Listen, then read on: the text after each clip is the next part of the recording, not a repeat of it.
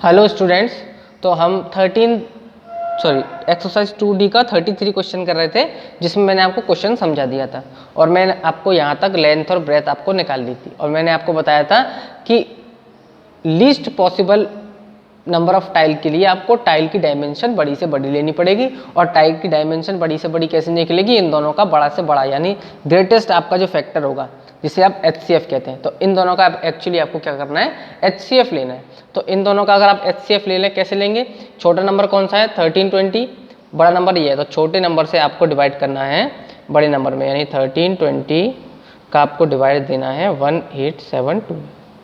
तो आप देखेंगे 1 टाइम्स जाएगा, यहाँ बचेगा 1320, माइनस कर देंगे तो 2 बचेगा, 7 में से 2 जाएगा तो 5 बचेगा, 8 में से 3 जाएगा तो 5 बचेगा, 1 में से जाएगा 1 तो 0।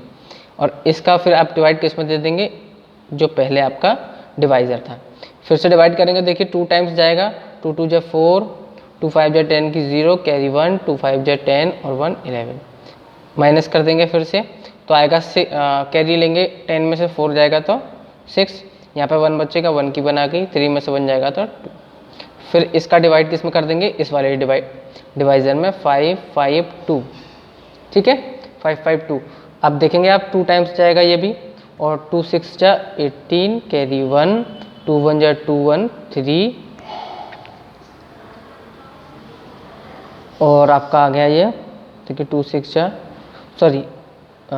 12 की 2 आएगी यहाँ पे, ये 2 है आपका, ठीक है 2, और 2 1 जा 2, कैरी 1 3 हो गया, 2 2 जा 4, देखिए 0 बचेगा, 5 में से 3 जाएगा, 2 बचेगा, 5 में से 4 जाएगा 1, 120 आ गया। अब 120 का फर्दर डिवाइड कर देंगे इसमें 216 में, ठीक है। आप देखेंगे तो आप इसमें ये जाएगा आपका 1 टाइम्स ही जाएगा, तो 120 आ जाएगा, 2 टाइम्स जाएगा तो बड़ा हो जाएगा, 6 में से 6 आ गया आपका, और कैरी लेंगे, 11 में से 2 गया तो 9 बचेगा, यहाँ 1 में से 1 गया 0। अब इस 96 का फर्दर इसमें डिवाइड कर देंगे 120 में, और आप देखेंगे कि 1 टाइम्स ही जाएगा, 96 बचेगा आपका। और आपने देखा कि 10 में से 6 जाएगा 4, और यहाँ पे बचेगा 11 में से 9 जाएगा था 2, और फर्दर इसका डिवाइड कर देंगे 96 में, तो आप देखेंगे ये 4 टाइम्स चला जाएगा प्रॉपर, ठीक है। तो ये आपका आ गया रिमाइंडर 0। तो आपने देखा लास्ट जो आपका ये जो डिवाइजर था, यही आपका क्या हो जाएगा? HCF, ठीक है। तो ये जो HCF आया एक्चुअली आपका, आप लिख सकते हैं the HCF of length and breadth, या नंबर भी लिख सकते हैं यहाँ पे आप, breadth इज इक्वल्स टू 24, और यही आपका क्या होगा? यही आपका होगा मैक्सिमम पॉसिबल डायमेंशन, लिख देते हैं डायमेंशन ऑफ स्क्वायर टाइल,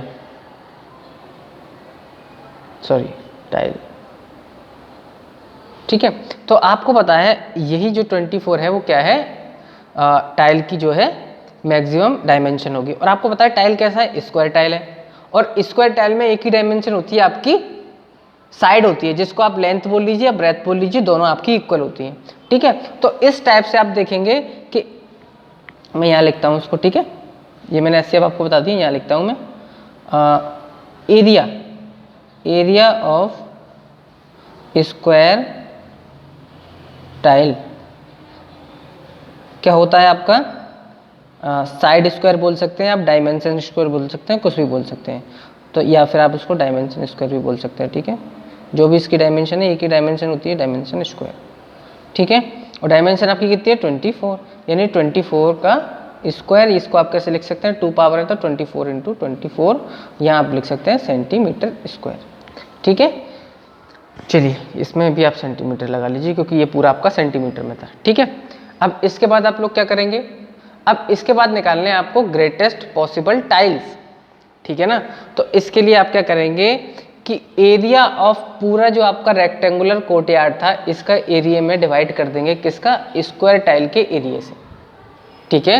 मान लीजिए आपके पास ये वाला एरिया था, ठीक है, ये आपके पास एरिया था, मान लीजिए ये मैं रेक्टेंगुलर मान रहा हूँ, इसकी भी डायमेंशन मान रहा हूँ 10 सेंटीमीटर, इसकी भी डायमेंशन मान ली मैंने 10 सेंटीमीटर, या इसको आप चाहें तो कर सकते हैं 20 सेंटीमीटर। चलिए ठीक है, यानी कि लेंथ ब्रेथ इसकी 10 और 20। तो आप इसका एरिया निकालेंगे तो रेक्टेंगल का एरिया क्या होता है, लेंथ इंटू ब्रेथ, यानी 20 इंटू 10। ठीक है, तो आप देखेंगे ये आ गया आपका 200 सेंटीमीटर स्क्वायर, अगर दोनों सेंटीमीटर में आपने लिए तो। ठीक है, और आपको ये पूरा एरिया कवर करना है किससे, किससे कवर करना है आपको, ये पूरा एरिया आपको टाइल से ही कवर करना है। किससे कवर करना है, टाइल्स से ही कवर करना है। ठीक है, तो इसके लिए आप क्या करेंगे कि जो भी एरिया आपका आया है टोटल कोर्टयार्ड का, उसमें एक टाइल के एरिया से आप डिवाइड दे देंगे। मान लीजिए ये छोटा सा टाइल आपको एक लगाना है, एक इक्वल, क्योंकि आपसे बोल रहा है square tiles are same size, यानी आपके टाइल्स कैसे हैं, सेम साइज। और टाइल की डायमेंशन मैंने मान ली 2 सेंटीमीटर और यहाँ पर भी 2 सेंटीमीटर, क्योंकि स्क्वायर टाइल्स है। तो एक टाइल का एरिया आप देखेंगे तो 2 स्क्वायर यानी 4 सेंटीमीटर हो जाएगा। 1 टाइल एरिया कितना हो जाएगा, 4 सेंटीमीटर स्क्वायर।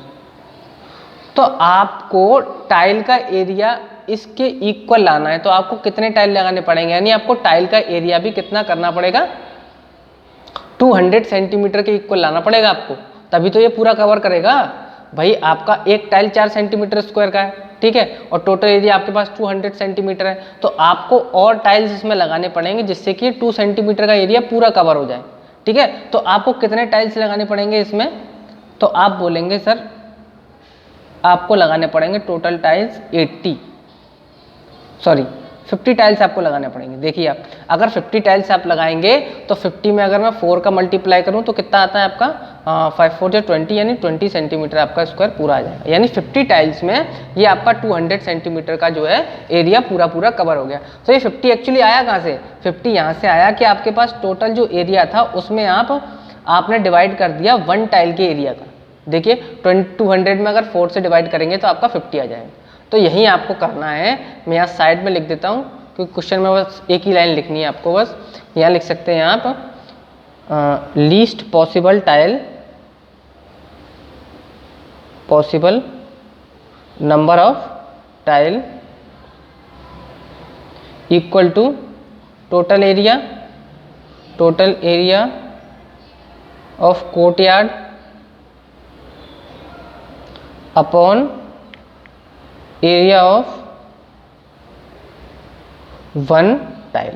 बस तो आप देखेंगे टोटल एरिया कोर्टयार्ड का क्या होगा, आपने निकाला ये डायमेंशन यानी लेंथ इनटू ब्रेथ और divide by area of 1 tile क्या आ गया आपका 24 इंटू 24। अब इस कैलकुलेशन को आप खुद से करके देखेंगे तो आपको आंसर मिल जाएगा 4320। इतने नंबर ऑफ टाइल्स आपको लगाने पड़ेंगे।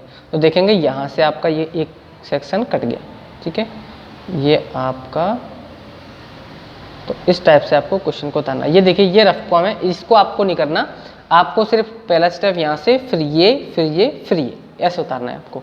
ठीक है, मैंने आपकी वीडियो रोक दी है यहाँ पर, आप इसको पॉज करके जो है नोट कर सकते हैं। ठीक है, नहीं समझ में आया होगा तो वीडियो को दोबारा आप रिपीट करके देखेंगे, आंसर थोड़ा सा आप चेक कर लें, ये आएगा, सॉरी आंसर आएगा आपका 4290। इसको आप कैलकुलेशन करके देख सकते हैं। ठीक है, सिंपल कैलकुलेशन है, डिवाइड हो जाएंगे 24 दोनों से। ठीक है, इसी के साथ 33 क्वेश्चन आपका फिनिश हो गया। ठीक है, चलिए क्वेश्चन समझा दिया है मैंने आपको कैसे करना है। ठीक है ना, क्या मीनिंग था इस क्वेश्चन का, इस वीडियो का आप दोबारा रिपीट करके देखेंगे तो सब समझ में आ जाएगा। ठीक है, इसी के साथ आपकी एक्सरसाइज फिनिश होती है। 2D 34 नंबर का क्वेश्चन आप खुद से करेंगे, इसमें HCF ही फाइंड करना है। हमारा नेक्स्ट टॉपिक होगा LCM। अब तक आपने HCF पढ़ा था, अब आप पढ़ेंगे LCM। ठीक है, चलिए थैंक यू।